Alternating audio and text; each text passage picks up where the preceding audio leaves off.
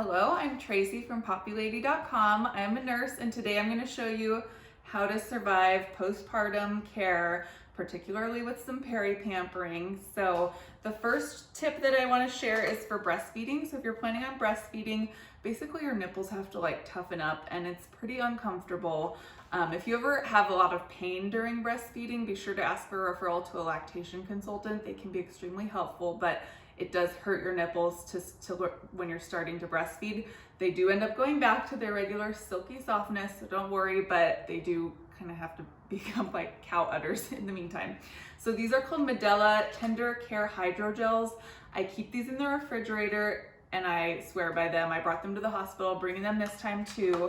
They basically look like this. The first time you use them, you have to peel it off, rinse it under cold water, only cold, let it air dry for 2 minutes before using. And then again, I always store the set that I wasn't using in the refrigerator.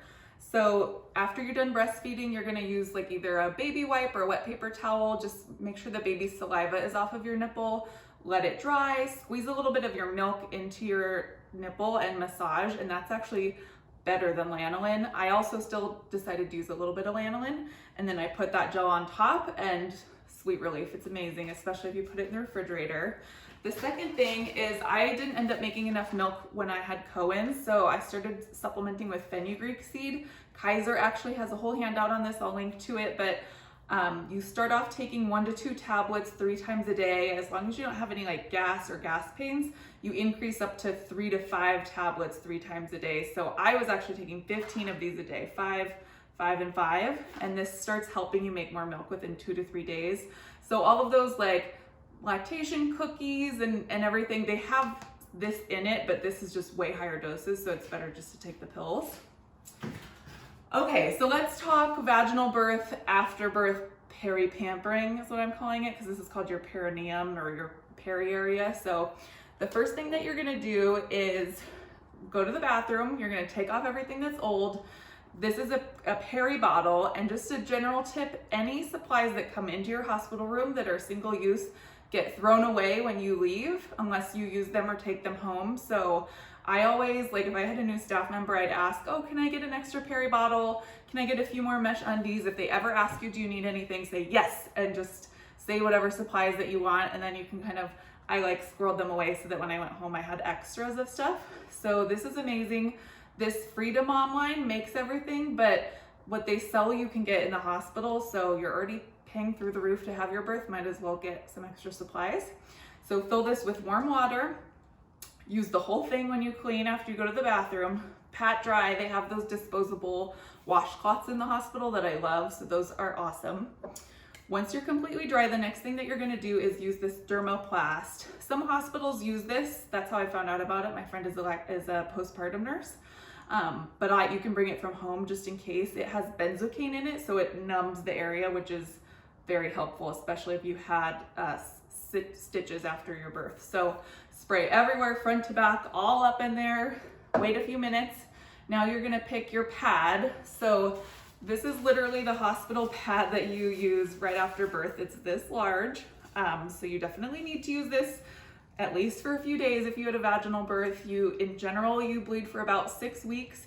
It starts getting lighter and turn to like a yellow and white after like possibly 10 days, but you didn't have a period for 40 weeks, so you're gonna have a massive period for the first 10 days. It's a lot of bleeding. You can have really big clots, and those can be really alarming, but make sure to show your nurse if you're still in the hospital, just so they can keep an eye on it. So that's the pad for the first few days.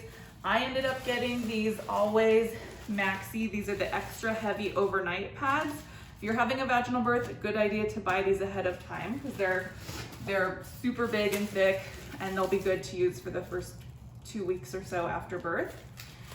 Some women were saying that they liked using these incontinence briefs. So these are Always Discreet. This is 15 in a pack, or there's their like sexy line, which is called Always Discreet Boutique. This comes 10 in a bag, so these are a bit more expensive, and they're pretty similar actually. These ones come up higher, and these are made in an extra large, and these only go up to large. So depending on which one you prefer, you could use that. Just to show you, for example, for today's video, I'm gonna use a regular pad with the mesh undies. So again, you can use whichever pad you prefer or need to, but depending on your flow. So you'll have the mesh undies, the pad, and then my friend Emmeline showed me this amazing trick because she used to work, she still works in postpartum, but she used to work in San Diego and learned this trick. So I just kind of peeled open the back of a newborn diaper. So this is literally a baby diaper. And I'm pushing my hand through. And then I'm going to dump ice directly into the diaper. So in the hospital, and that Freedom Mom actually makes a pad that has a cooling pad in it, but it doesn't get as cold as actual ice. So I really am loving this tip because ice is as cold as it gets. So you can trim off these little side things if you'd like, otherwise just tuck them in. So I'm putting the diaper on top of the pad, kind of like shaking it flat.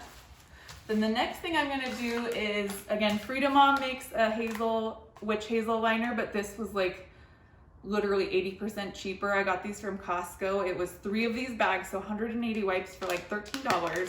So what you're looking for ingredient wise is witch hazel. It's also Tux. You could use Tux, but they're just smaller discs. So I'm gonna pull out 2 of these and line this newborn ice diaper with these witch hazel wipes. The last thing is, I do love this Freedom Mom witch hazel foam. I didn't find this in any other brand for less, so I just went for it. And I'm doing 4 squirts so that it's really all over this. And this is my peri situation. It feels so good on, it's amazing relief. So you're gonna put that on and then pull up your mesh undies and you're good to go. If you don't end up wanting to use the ice, if you don't need that at wherever you're at with your healing, you can just put this liner directly on the pad and have that. So this is extremely comfortable. I highly recommend it. I had seen a lot and heard a lot about the, padsicles. They have like aloe vera and lavender in them. People online were going crazy. I gifted my friend the supplies to make those actually in the past. The only thing is that I ran it by Dr. Zaba, a dermatologist that I work with, and she was saying that there had been a case of maternal sepsis, which is an infection from the blood from using plant substances in pads. So that made me a little bit nervous. She was like, Tracy, don't do it. So this is definitely safer to use. If you want to try the padsicles, it's up to you, but to me, this is the safest thing to do. Okay, gals, now I'm going to tell you how to survive your C-section and how to take care of yourself after your C-section. So the first thing is, you do still bleed with a C-section. They take out your placenta in the surgery and they really clean everything out, but you do still bleed, usually for about a week or 2, but it's not very heavy bleeding, especially not anything like a vaginal birth. So if you've had a vaginal birth before and then you have a C-section, don't worry, you don't bleed as much. So you're gonna use, again, the warm water in the peri bottle. See if you can get an extra 1 or 2 of these to bring home with you. I used the whole bottle every time I went to the bathroom just to clean everything very thoroughly. And then I use the soft cotton disposable washcloths that they have, and I love those. They're really soft, so make sure you're all dry. You don't need to do anything special for peri care, but you do have an incision. So you can either use, the first few days in the hospital, I did use those big pads, maybe just for a day or 2. And then I think by the time I went home, I had already switched to just a regular light pad. So a regular pad in the mesh undies, or again, other ladies love these Always urinary incontinence discreet boutique. So you could use either. I probably would just end up using like a pad and regular undies by the time I went home. That, and then your incision is about right here, so it's pretty low, and mine is quite literally right here in this wide. I'll show you a close-up, but basically right after surgery they have a dressing on. About 1 or 2 days after surgery, the surgeon will remove that dressing, and underneath is something called steri-strip. So usually most surgeons decide to use surgical glue. So there's like a clear glue holding your incision together, and then it's covered by these steri-strips. This stays intact like this for about a week to 10 days. So once that dressing comes off, you can shower. You're just gonna pat this dry really carefully. Don't scrub it in the shower, just kind of leave it, let the water roll over it. After about a week, the tips really start to peel up and get kind of gunky. So leave them, they'll fall off on their own, or if they're kind of hanging in there, you can pull them off. You can also just trim the edges if it's not 10 days, but they're just kind of hanging out. So this is about how wide my incision is, and it's right here. So basically I lived with a cold pack. This is the Mama Strut cold pack. And so I always had that in my mesh undies or in between my mesh undies and my leggings, just there. And then on top of it, I would put the abdominal binder. So just because I can't show you myself, imagine that this is here. And then this is actually just the hospital issued abdominal binder. I had tried to get a bunch of different fancy ones. I actually did get the Mama Strut, but this ended up being my favorite. And again, I had taken maybe 2 or 3 of these home because I had asked for extra supplies. So the way that you use this is you're gonna do it much lower than you would think. So you're not gonna wear it up here. You wanna make sure that your incision is like in the middle of this binder. So I'm very pregnant. Let's see how this goes. But basically, it's easier with 2 people if you're lying down.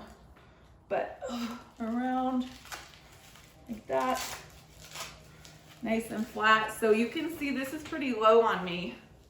And that's really what is pushing against my incision, helping it feel okay, and providing me some support through my abdominal muscles. And then I would usually just wear leggings or whatever over this. And that was my setup. The last thing that really helped with pain control, number 1 is taking the Advil and Tylenol all the way around the clock. If you need narcotics, ask for them. And then a heat pack. So in the hospital, these are called K-pads, and they have water running through them. And they're amazing. Like, I was obsessed with mine. My sister just had a C-section. I was like, you need a K-pad. But when I was in the hospital, they only had 1 in the whole unit. So I'm definitely gonna bring this from home just in case next time. But basically I used it for abdominal cramping. When you breastfeed, you're gonna have cramps. You just still have cramps even after a C-section. So I lived like this exactly for weeks. And I also used it for my shoulder. While you're having a C-section, they use some gas during the surgery that can cause pain like in your shoulder and in other places in your body. So I loved it for my shoulder pain. I'd kind of rotate between this. I have chronic back pain, so I was just obsessed with this. Eventually, after your steri strips are off, your incision is pretty much healed, about 2 weeks, you can start doing some light C-section massage, scar massage. So I have a video on this post. You can also start using silicone sheeting. This is Scar Away, which is what I used the first time, and then I found a different one that I linked to for this time. So you basically always just have some of it on, and sometimes I use Mederma to help with the appearance, but between the massage and this and wearing some kind of binder, that's what really helped me recover. So I hope that you found this helpful. Good luck no matter how you end up giving birth. I wish all of the best to you and your new little baby.